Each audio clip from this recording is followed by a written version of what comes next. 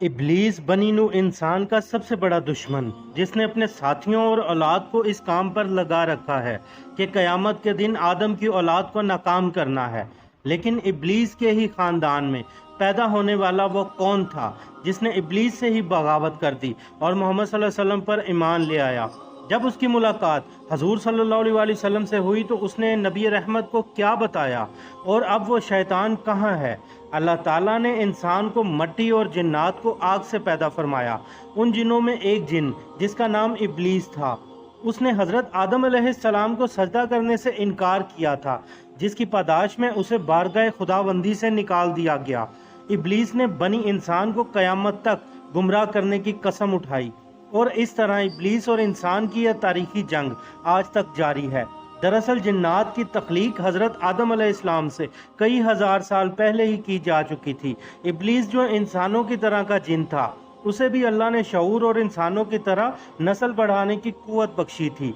बाज़ शयातीन ऐसे थे जिनको अल्लाह ने जोड़ों की शक्ल में पैदा किया था, और जिस तरह इंसानों में मर्द औरत के मिलाप से बच्चे पैदा होते हैं, इसी तरह शयातीन जिन्नात और शयातीन जिन्नियों से शयातीन बच्चे पैदा हुए। लिहाजा इब्लीस के अकरबा साथी और वक्त के साथ नस्ल में इजाफा होता चला गया और इब्लीस के लश्कर इंसानों को गुमराह करने के लिए ज़मीन पर फैल गए। इब्लीस के मुख्तलिफ बेटे और पोते मुख्तलिफ कामों पर मामूर हो गए। उनमें कोई इंसानों में जनाकारी आम करने लगा, कोई फितना फसाद बर्पा करवाने लगा और कुछ इंसानों को आपस में लड़वाने पर लग गए। इसी तरह शैतान की औलादें और नस्ल बे इंतहा है, जो मुख्तलिफ बुराइयों को आम करते हैं और इंसानों को गुनाह में मुलविस करते हैं। लेकिन इब्लीस के बेटे पोतों और ख़ानदान में एक शैतान ऐसा भी है जिसने इब्लीस से बगावत की थी और गुमराही के उस रास्ते को छोड़कर हक की राह पर गामज़न हुआ था। ये शैतान इब्लीस का पोता था और इसने हजूर अकरम सल्लल्लाहु अलैहि वसल्लम से मुलाकात की थी और हजूर पर ईमान लाया। इसके मुतल्लिक अहादीस और मुख्तलिफ किताबों में एक मशहूर वाक़िया बयान हुआ है, जो यूँ है कि हज़रत अनस बिन मालिक और हज़रत उमर बिन ख़त्ताब रज़ी अल्लाह ताला अन्हु से रिवायत है कि एक रोज़ हम नबी रहमत सल्लल्लाहु अलैहि वसल्लम के साथ मक्का के जंगलात की तरफ गए। हम तहामा पहाड़ों के एक पहाड़ पर बैठे थे। एक बूढ़ा आदमी नमूदार हुआ जो अपनी लाठी के सहारे चल रहा था। उसने हजूर सल्लल्लाहु अलैहि वसल्लम को सलाम किया। नबी ने सलाम का जवाब दिया और फरमाया, ये बूढ़ा अपनी चाल ढाल और आवाज़ से जिन मालूम होता है। उस बूढ़े ने कहा, जी आपने ठीक फरमाया। हजूर ने फरमाया, तू कौन है और तेरा ताल्लुक जिन्नों के किस ग्रोह से है? उसने कहा, मेरा नाम हामा है और मैं हीम का बेटा हूँ, जो लाकीस का बेटा है, और लाकीस इब्लीस का बेटा है। इस पर हजूर अक़दस सल्लल्लाहु अलैहि वसल्लम ने इरशाद फरमाया, गोया तेरे और इब्लीस के दरमियान 2 पुश्तों का फासला है। उसने कहा, हाँ आपने ठीक कहा है। फिर हजूर सल्लल्लाहु अलैहि वसल्लम ने इरशाद फरमाया, तेरी उम्र कितनी है? उसने कहा, या रसूलल्लाह, जितनी उम्र इस दुनिया की है उतनी ही मेरी उम्र है, या शायद इससे कुछ कम होगी। जिन दिनों काबिल ने हाबिल को कत्ल किया था उन दिनों में बच्चा था और मेरी उम्र चंद बरस की थी, मगर बात समझता था, पहाड़ों में दौड़ता था, लोगों का खाना और गल्ला चोरी कर लिया करता था और लोगों के दिलों में वसवसे भी डाल लेता था कि वो अपने अजीज़ो अकरबा से बदसलूकी करें। इस पर हजूर सल्लल्लाहु अलैहि वसल्लम ने इरशाद फरमाया, ये तो बहुत बुरा अमल है।